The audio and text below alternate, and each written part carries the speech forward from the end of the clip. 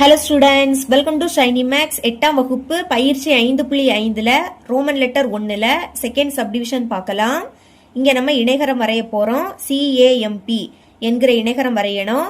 CA is equal to 6 cm, AP is equal to 8 cm மற்றும் CP is equal to 5.5 cm.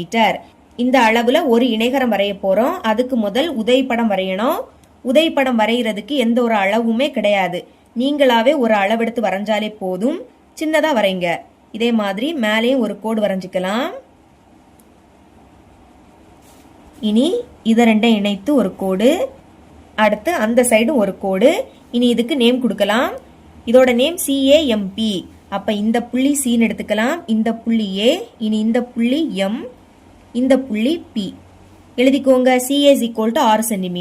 CA இது நம்மளுக்கு 6 cm, அதை எழுதிக்கலாம். அப்புறம் AP is equal to 8 cm. இது A, இது P.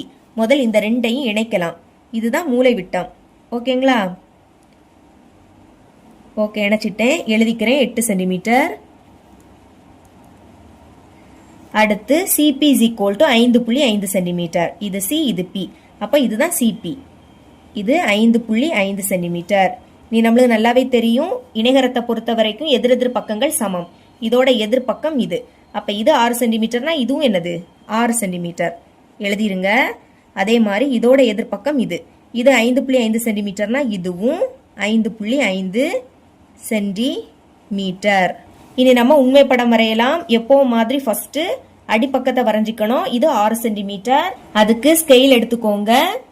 இப்போ 0ல ஒரு புள்ளி வைக்கணும். அதே மாதிரி 6லயும் ஒரு புள்ளி வைங்க. ஏன்னா அடிப்பக்கத்தோட அளவு 6 சென்டிமீட்டர். இப்போ இந்த ரெண்டையும் இணைத்து கோடு வரையலாம். எழுதிக்கிறேன். இந்த புள்ளி C, இந்த புள்ளி A, இது நம்மளுக்கு 6 சென்டிமீட்டர். இதெல்லாம் உடனே எழுதிக்கணும். அப்புறம் இந்த முக்கோணத்தை தான் முதல் வரையணும். அதாவது P புள்ளியை ஃபர்ஸ்ட் கண்டுபிடிக்க போறோம். அதுக்கு Cல இருந்து 5.5 சென்டிமீட்டர் அளவெடுத்து ஒரு வில்லும், Aல இருந்து 8 சென்டிமீட்டர் அளவெடுத்து இன்னொரு வில்லும் வெட்டிக்கணும். முதல் 8 சென்டிமீட்டர் எடுக்கலாம். அதுக்கு ஸ்கெயில் எடுத்துக்கோங்க. இப்போ காம்போஸோட முனை கரெக்டா 0ல இருக்கணும். ஓகேங்களா? கரெக்டா இருக்கு. பென்சிலோட முனை 8ல இருக்கணும். 8 இங்க இருக்கு. இதுல பென்சிலோட முனை நான் இங்க பெண்ணால வரைகிறேன். ஆனா நீங்க பென்சிலால மட்டும் தான் வரைஞ்சுக்கணும். இப்போ காம்போஸோட முனையை A புள்ளியில வைக்கணும். சரிங்களா? இங்க A இருக்கு. இதுல வச்சு இங்க ஒரு வில் இந்த மாதிரி. அடுத்து C புள்ளியில இருந்து 5.5 சென்டிமீட்டர் அளவெடுக்கணும். அதுக்கு ஸ்கெயில் எடுத்துக்கோங்க. இப்போ காம்போஸோட முனையை கரெக்டா 0ல வைக்கணும். பென்சிலோட முனையை 5.5ல வைக்கணும். 5.5னா 5க்கும் 6க்கும் இடையில இருக்கும். அதாவது 5க்கும் 6க்கும் இடையில 10 கோடு இருக்கும். அதுல கரெக்டா 5வது கோடுல வைக்கணும். ஓகேங்க, கரெக்டா இருக்கு. இப்போ காம்பஸோட முனையை C புள்ளியில வைக்கணும். வச்சுக்கிட்டு இந்த வில்ல வெட்டுற மாதிரி ஒரு வில்லு இந்த மாதிரி. இப்ப பாருங்க, இந்த ரெண்டு வில் வெட்டும் போது இங்க ஒரு புள்ளி உருவாகுதா? இந்த புள்ளி தான் P புள்ளி. எழுதிக்கலாம். இனி நம்ம P புள்ளியையும் C புள்ளியையும் இணைத்து கோடு வரையணும். வரைஞ்சிக்கலாம். அதே மாதிரி P புள்ளியையும் A புள்ளியையும் இணைக்கணும். இணைச்சிட்டேன். இனி எழுதிக்கலாம். AP நம்மளுக்கு 8 சென்டிமீட்டர். இங்க எழுதிக்கிறேன் 8 சென்டிமீட்டர்.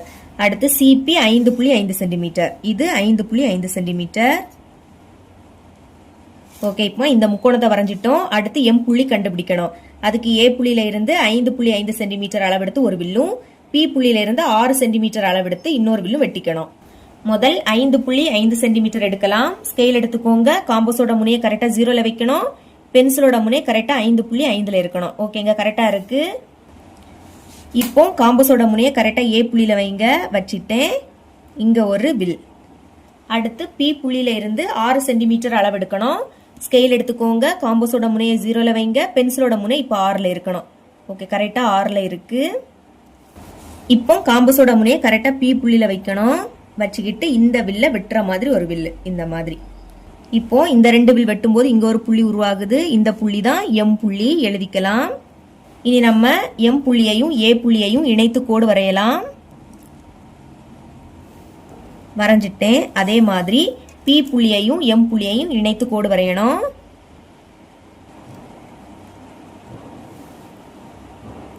இதுவும் வரைஞ்சிட்டேன். ஓகே, AM இது நம்மளுக்கு 5.5 சென்டிமீட்டர் எழுதிருங்க.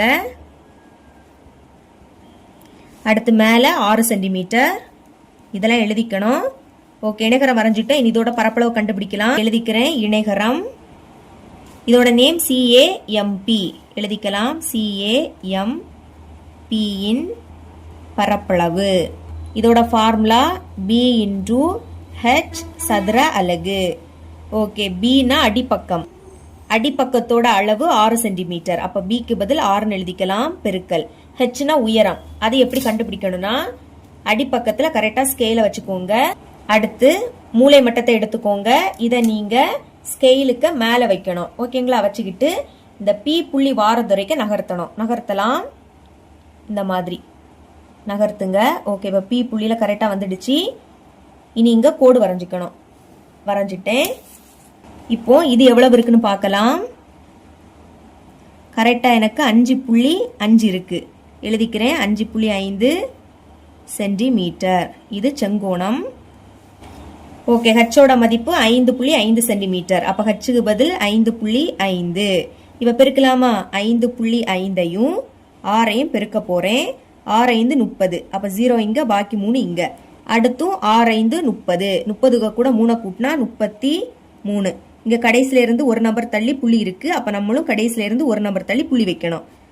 கடைசி 0 இருக்கிறதுனால அந்த 0 வேண்டாம். அப்ப நம்மளோட ஆன்சர் என்னது? 33. ஓகே, இங்க அலகு சென்டிமீட்டர்ல கொடுத்துருக்காங்க. அப்ப நம்மளும் சென்டிமீட்டர் எழுதிக்கணும். பரப்பளவு கண்டுபிடிக்கிறதுனால இதோட அடுக்குல 2 எழுதிருங்க. இதுதான் இதோட பரப்பளவு. இனி நம்ம வரைமுறை பார்க்கலாம். ஃபர்ஸ்ட் ஒன், CA = 6 சென்டிமீட்டர் அளவுள்ள கோட்டு துண்டு வரைந்தேன். செகண்ட் ஒன், C மற்றும் Aஐ மையங்களாக கொண்டு 5.5 சென்டிமீட்டர் மற்றும் 8 சென்டிமீட்டர் ஆரமுள்ள வட்டவர்கள் வரைந்தேன். அவை Pயில் வெட்டுகின்றது.